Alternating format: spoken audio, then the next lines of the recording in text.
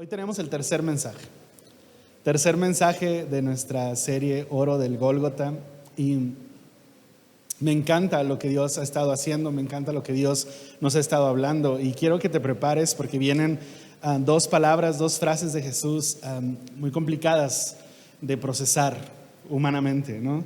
Es: ¿por qué me has abandonado? Padre, ¿por qué me has abandonado? Y luego: tengo sed. Así que vamos con la primera. Padre, ¿por qué me has abandonado? En Hebreos capítulo 4, versículo 14, 15 y 16, dice: por tanto, teniendo un gran sumo sacerdote que traspasó los cielos, Jesús, el Hijo de Dios, retengamos nuestra profesión. O sea, está diciendo, tómalo en serio, aférrate a esto. Esta palabra retengamos es el mismo vocablo griego que el apóstol Pablo usa cuando dice: por ver si logro asir, por ver si logro aferrarme a aquello para lo cual Cristo me asió, se aferró también. Entonces es la misma palabra. Es como retener nuestra profesión es algo que nos va a costar un poco de trabajo. Van a venir muchos ataques a nuestra fe, va a ser muy difícil mantener la paz y el gozo. Dice: pero tenemos un sumo sacerdote, no este sumo sacerdote que entró en el templo y ofreció un sacrificio. Tenemos un sumo sacerdote que traspasó el cielo. Lo que está diciendo es: esto no es una religión, esto no es como más o menos ahí medio ir a la iglesia, esto es en serio. Estamos hablando de entrar al cielo. Dice: retén tu profesión, tómalo en serio, échale ganas, aférrate a eso. Dice: porque no tenemos un sumo sacerdote que no pueda compadecerse de nuestras debilidades. No es que Él no sepa compadecerse de mis debilidades. Dice: al contrario, uno que fue tentado en todo, según nuestra semejanza, pero sin pecado. Acerquémonos pues confiadamente al trono de la gracia para alcanzar misericordia y hallar gracia para el oportuno socorro. Quise leerte este pasaje antes de entrar a estas dos palabras que Jesús pronuncia en la cruz, porque tenemos que entender que Jesús conoce perfectamente las sensaciones humanas. La sensación, por ejemplo, de abandono. Cuando vemos que Jesús en la cruz dice: Padre, ¿por qué me has abandonado? No está actuando. A mí a veces me duele cuando los cristianos pensamos que Jesús como que hacía que le dolían los latigazos y como que hacía: ay, me perforaron, híjole, uy, qué fuerte estuvo eso. No, realmente experimentó el dolor y el abandono de sus seres queridos y la espalda de sus familiares. Él vivió eso realmente. Cuando ves a Jesús decir en la cruz: Padre, ¿por qué me has abandonado? Él no estaba diciendo una frase que tenía que decir. Él está externando algo que sentía su corazón. Así que si en algún momento, como yo, como muchos de nosotros, te has sentido abandonado y has tenido ganas de reclamarle a alguien que amas, tienes que saber que Jesús sintió exactamente lo mismo que sentimos nosotros. Dice Mateo capítulo 27, del versículo 45 en adelante, dice: y desde la hora sexta hubo tinieblas sobre toda la tierra hasta la hora novena. Cerca de la hora novena, Jesús clamó a gran voz diciendo: Elí, Elí, lama sabactani. Este es arameo, el idioma es arameo. Ahorita les explico un poquito. Elí, Elí, lama sabactani. Esto es, traducido es: Dios mío, ¿por qué me has desamparado? Algunos de los que estaban allí le decían: a Elías llama a este. Se escuchaban a Jesús decir: Elí, Elí, lama sabactani, y ellos decían: está llamando a Elías, porque era un idioma que ellos no entendían.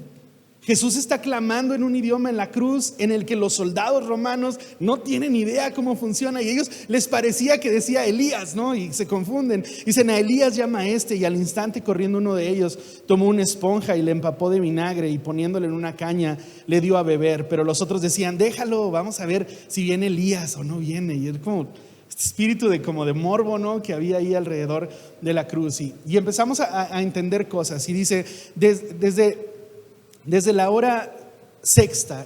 La hora sexta son las 12 del mediodía. Los judíos empiezan a contar la primera hora cuando amanece el día. A las 6 de la mañana es la hora 1, ¿no? Así que la hora sexta son las 12 del mediodía. Jesús empezó este escenario que vamos a platicar al mediodía. Dice que desde el mediodía y hasta las 3 de la tarde hubo oscuridad absoluta. Echa por tierra que sea un eclipse cuando dura 3 horas, ¿no? Ningún eclipse total, oscuridad absoluta, puede durar 3 horas, es imposible. es a propósito. Lo que está pasando aquí es Dios abriendo el telón para que todos se den cuenta, un reflector sobre Jesús, diciendo: pon atención en esto es importante. Y dice que todo se pone en tinieblas durante 3 horas, justo cuando el sol está en su cenit. Ahí empieza la oscuridad. Asombroso, ¿no? Es un escenario al que tenías que ponerle atención. Encima de eso, te das cuenta que Jesús empieza a hablar en un idioma en el que no había hablado hasta ahora en la cruz. El pueblo judío es un idioma hebreo, y la cultura reinante son los griegos.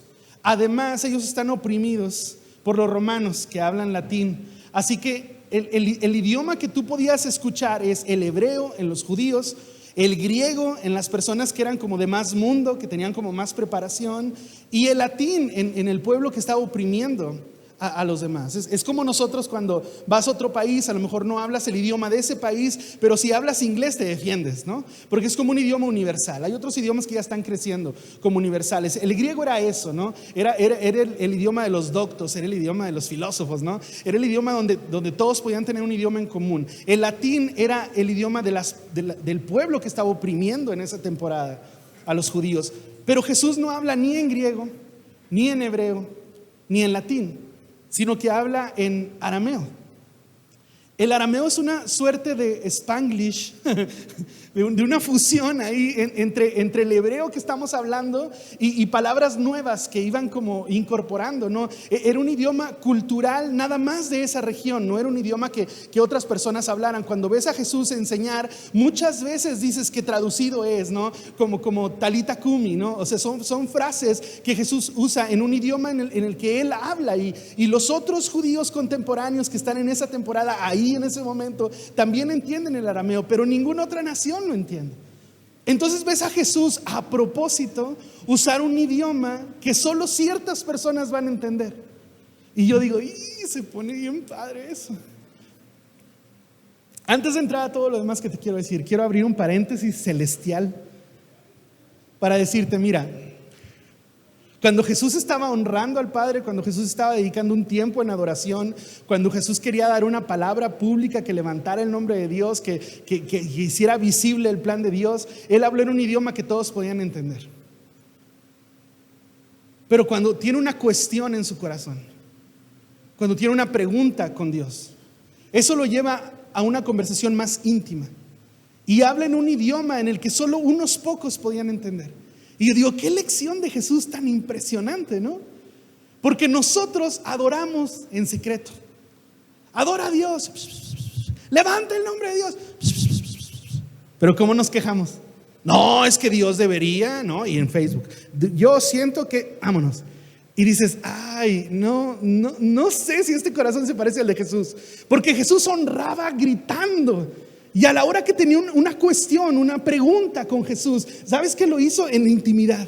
Y a mí me gusta cuando tú y yo podemos hacer eso. Podemos declarar las grandezas de Dios en público. Y cuando tenemos dudas con Dios, no te calles tus dudas con Dios. A mí me gusta cuando mi esposa dice: si estás enojado con Dios, dile a Dios. Porque a veces ni queremos aceptar que nos enojamos con Dios. Pero en una relación es normal eso. Pero díselo realmente. Díselo en un momento donde Él te pueda contestar. Díselo en un momento donde pueda hacer una conversación de 2 vías. No lo grites nada más como soltando ahí veneno a donde sea. No, platícalo con Jesús. Y me gusta que Jesús se quejó en privado y adoró en público. Y nosotros a veces nos quejamos en público y adoramos en secreto. Pues ni el infierno se entera que estamos adorando. Y es como estamos mal. Y me gusta ese escenario de Jesús.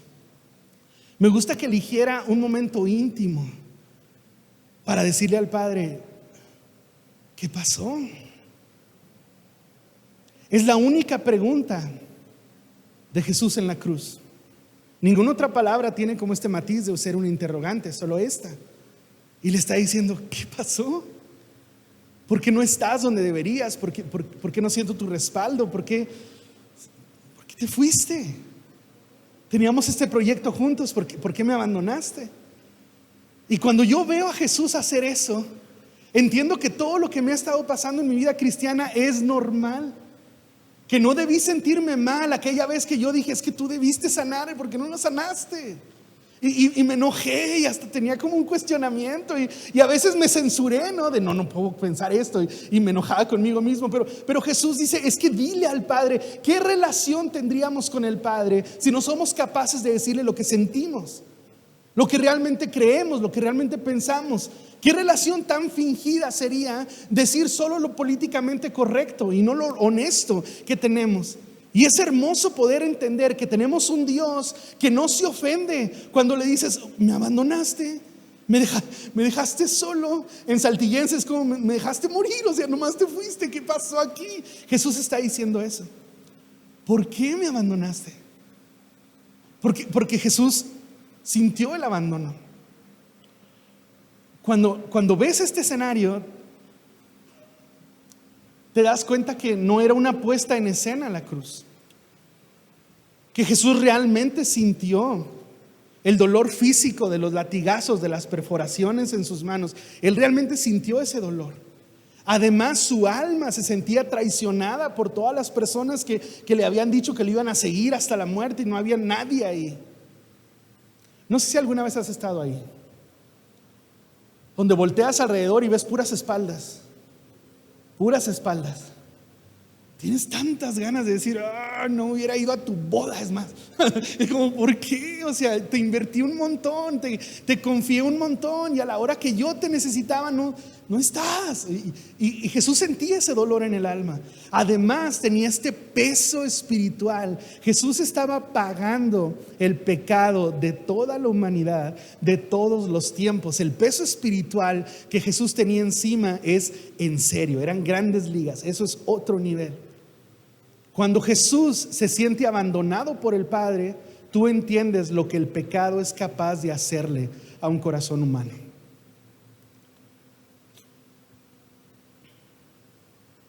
Jesús está cargando el pecado de la humanidad y siente una separación de Dios. El pecado hace eso. El pecado hace eso. Cuando tú y yo empezamos a fallar al propósito que Dios tiene para nosotros, cuando sabemos cuál es el camino, pero decidimos ir por otro camino, en algún momento te sientes como separado de Dios. Y ese sentimiento es real porque el pecado provoca eso. El apóstol Pablo lo puso en enemistad con Dios. Estamos peleados con Dios cuando preferimos el pecado que su voluntad. Nosotros estamos prefiriendo darle el trono de nuestro corazón a otra cosa, a otra actividad que a Dios. Y cuando nosotros hacemos ese movimiento, hay una separación entre Dios y nosotros. Y es justamente lo que Jesús está sintiendo. La gravedad del pecado. Lo que el pecado puede hacer en tu relación con Dios. Y Jesús se siente aislado, separado de Dios, abandonado. Y cuando Jesús escoge platicar en arameo con Dios y decirle, me siento que me estás abandonando. Las personas que están alrededor no entienden lo que está pasando. Como les decía, es un idioma que ellos no conocían y asumen que lo más parecido fue Elías, así que dijeron, es Elías, le está hablando Elías. Y le acercan vinagre en una esponja. Y era algo que hacían muy comúnmente con los condenados a morir en crucifixión. Porque el vinagre es una suerte de vino viejo, vino amargo, que tenía la capacidad de adormecerte, de entorpecerte. Y trataban de atenuar el dolor de la crucifixión. Era como, ándale, que no te duela tanto, ¿no? Y ellos interpretan que esa no es una conversación con el Padre, sino un grito de dolor, de angustia, a lo mejor ya delirando. Le dicen, ándale, este es el momento de darle vinagre. Y yo pienso, no le den vinagre. Jesús no está agonizando. Jesús no es que no sepa lo que está diciendo. De hecho, Él sabe perfectamente lo que está haciendo. Cuando en Juan capítulo 1, versículo 29, dice que Juan el Bautista lo ve venir y suelta esta frase. Dice, el siguiente día vio Juan a Jesús que venía a él y dijo, he aquí el Cordero de Dios que quita el pecado del mundo.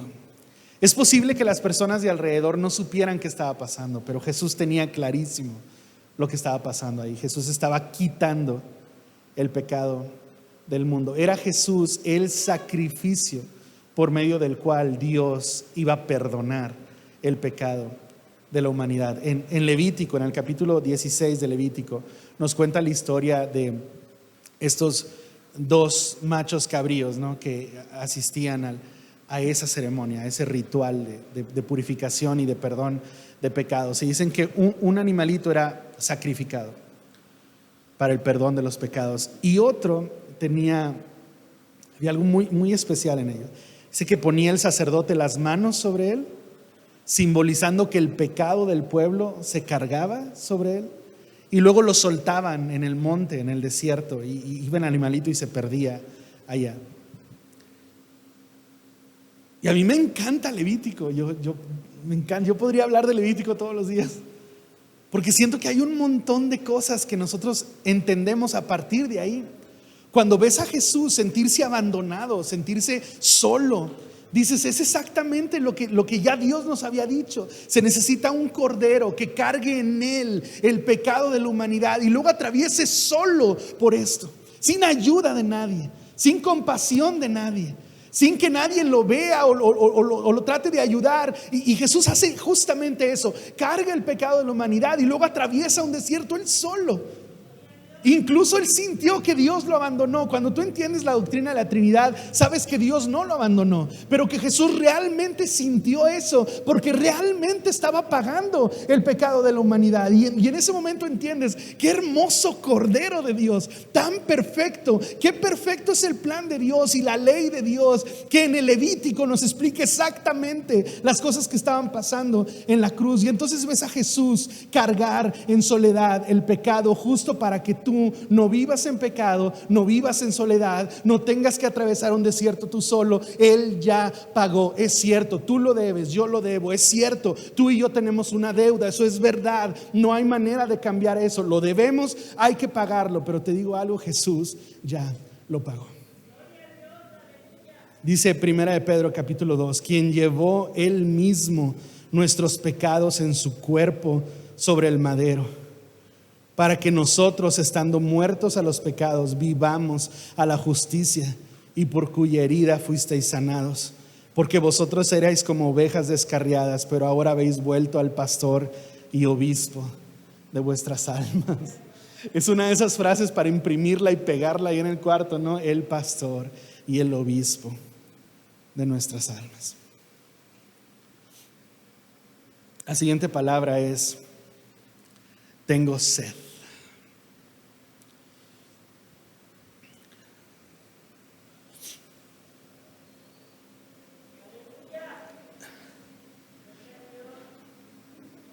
Me gusta que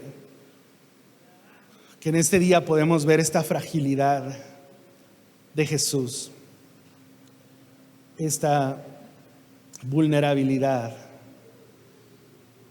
Eligió hacerse humilde, eligió hacerse vulnerable, no porque lo tomaron preso y lo obligaron a morir, porque quiso morir por nosotros. Dice Juan 19, versículo 28 y 29, después de esto, sabiendo Jesús que ya todo estaba consumado, dijo, para que la escritura se cumpliese, tengo sed. Y estaba ahí una vasija llena de vinagre. Entonces ellos empaparon en vinagre una esponja y poniéndole en un hisopo, se la acercaron a la boca. Para este tiempo Jesús tenía 6 horas en la cruz.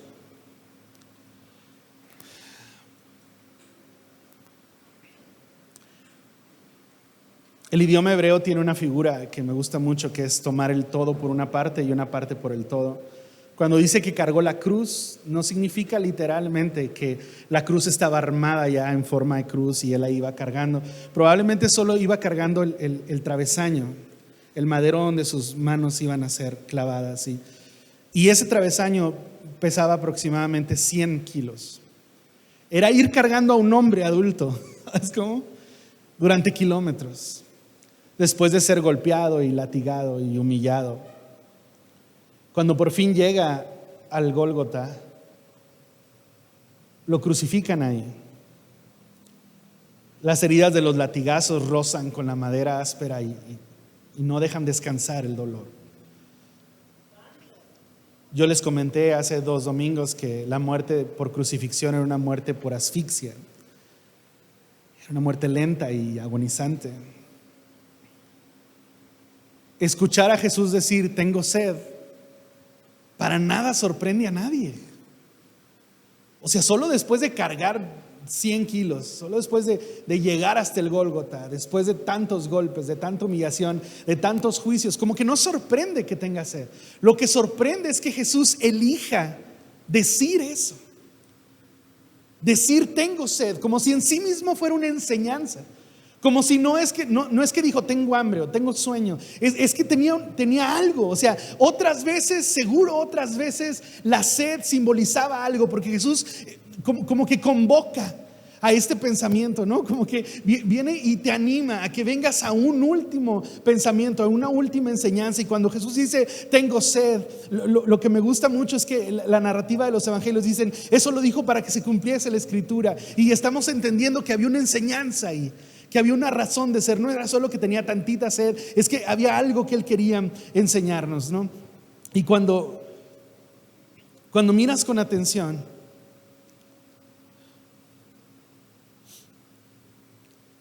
te das cuenta que la última vez que Jesús habló de sed era un escenario muy especial. La última vez que Jesús dijo tengo sed, denme agua, era un escenario muy especial. Es Juan capítulo 4, versículo 13 y 14.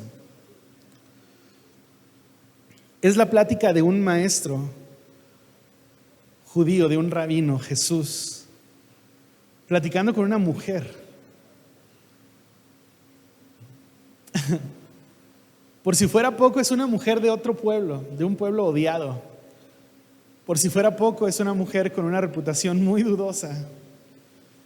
Y ves este escenario de Jesús diciéndole, dame de beber.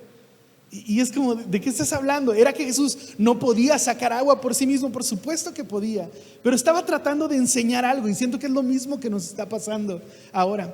Juan capítulo 4, versículo 13 dice, respondiendo Jesús le dijo, cualquiera que bebiere de esta agua, está hablando del agua del pozo, cualquiera que bebiera de esta agua volverá a tener sed, mas el que bebiere del agua que yo le daré no tendrá sed jamás, sino que el agua que yo le daré será en él una fuente de agua que salte a vida eterna.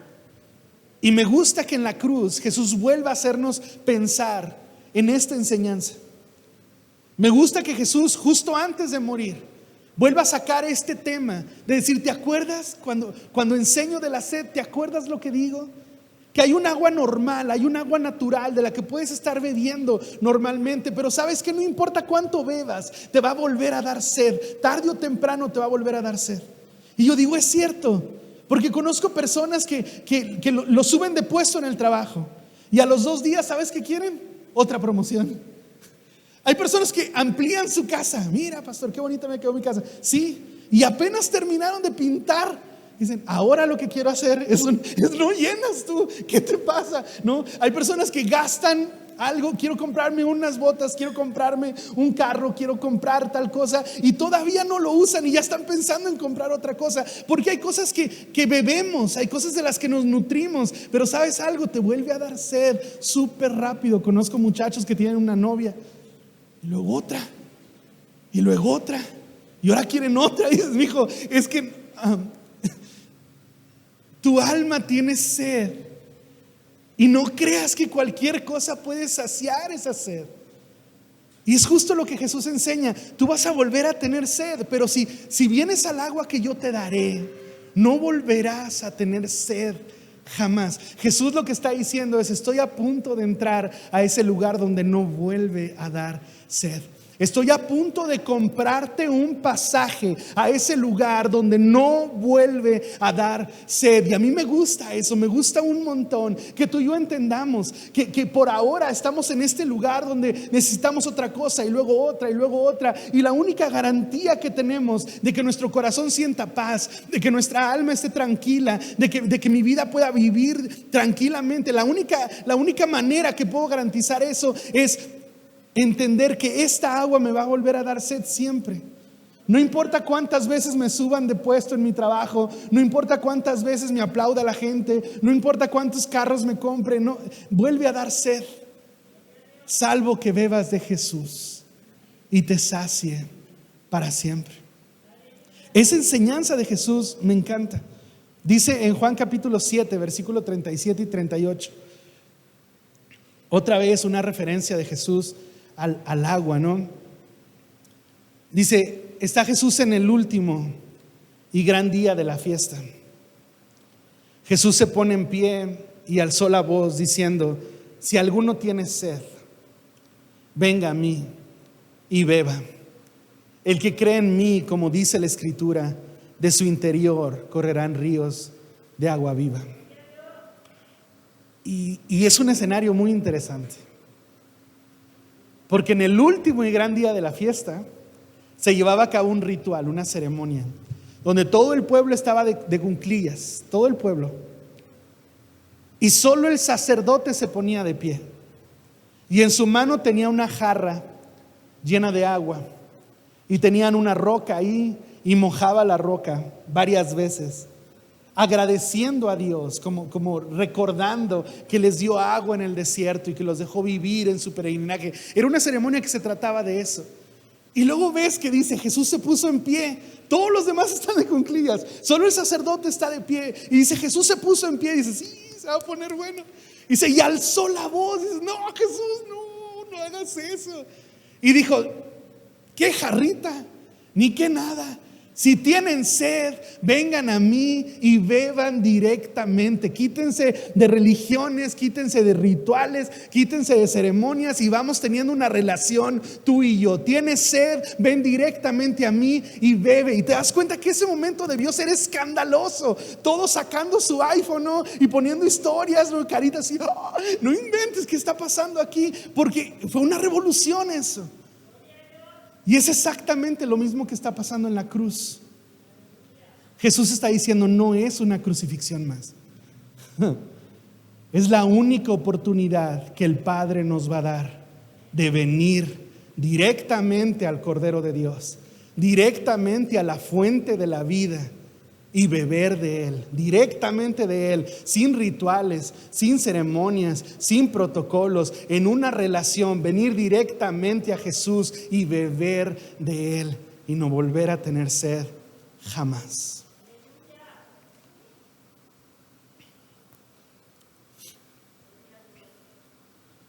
Tenemos un sumo sacerdote que se compadece de nuestras debilidades porque estuvo en nuestro lugar. Sintió el abandono que sentimos tú y yo más veces de las que quisiéramos reconocerlo.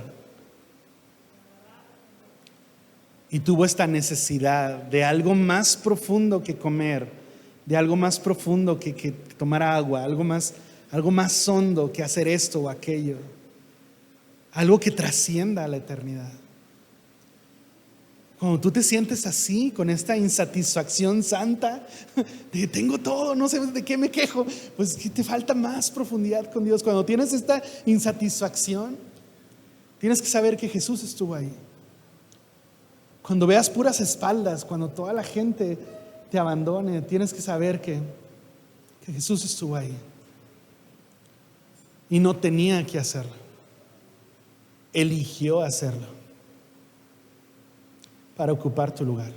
Lo que pasó en la cruz se llama sustitución, yo lo he dicho antes. Jesús viviendo el infierno para que tú y yo vivamos el cielo. En Jeremías capítulo 2 hay una profecía en el versículo 13 donde Dios nos explica cuál es nuestro problema. Prácticamente, ¿cuál es nuestro problema? Y dice Dios, porque 2 males ha hecho mi pueblo.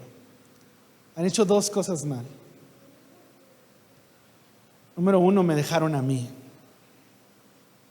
que soy fuente de agua viva. Y número 2, cavaron sus propias cisternas. Cisternas rotas, que no tienen la capacidad de retener agua. Y ponle el nombre que quieras de los que estamos aquí, entramos en esta descripción. Nuestros peores momentos, ¿sabes por qué vinieron? Número 1, porque dejamos a Dios. Dejamos de beber de Dios, dejamos de alimentarnos de Dios, dejamos de recibir la fuerza y el poder y la gracia que solo Dios nos puede dar. Y número 2, nos quisimos arreglar con nuestras propias fuerzas. Yo voy a cavar mi propio pozo, yo no te necesito, Dios. A mí me da mucha risa la gente que dice, nada más dame salud y yo me encargo. Y yo le digo a Dios, no, mejor encárgate de todo. Porque no es que si yo tengo salud lo tengo todo. No, yo de verdad necesito a Dios en cada área de mi vida. No necesito cavar mis propias cisternas. Tengo una fuente de agua viva. ¿Por qué querría cavar una propia cisterna si tengo un manantial? Y es exactamente con lo que quiero terminar hoy. Mira la invitación de Dios. Deja de cavar cisternas tú mismo. No fuiste diseñado para ser el Señor de nada. No fuiste diseñado para estar a cargo de nada. Somos dependientes de Dios y eso es tan hermoso. Somos dependientes. No hay nada humillante en ser dependiente de Dios. En semanas pasadas dijimos, si el Señor quiere, exactamente. Somos dependientes de Él, de su voluntad. La pandemia nos enseñó que en un minuto la vida se nos derrumba. Somos dependientes de Dios y eso está bien. Ese es el plan. No, por favor, deja de cavar cisternas en tus propias fuerzas, en tus propias capacidades. Y lo más importante, regresa a la fuente de agua viva. Te sientes abandonado, Él sabe lo que se siente. Te sientes sediento, desesperado, deshidratado, Él sabe lo que se siente. Ven a Él. Amén.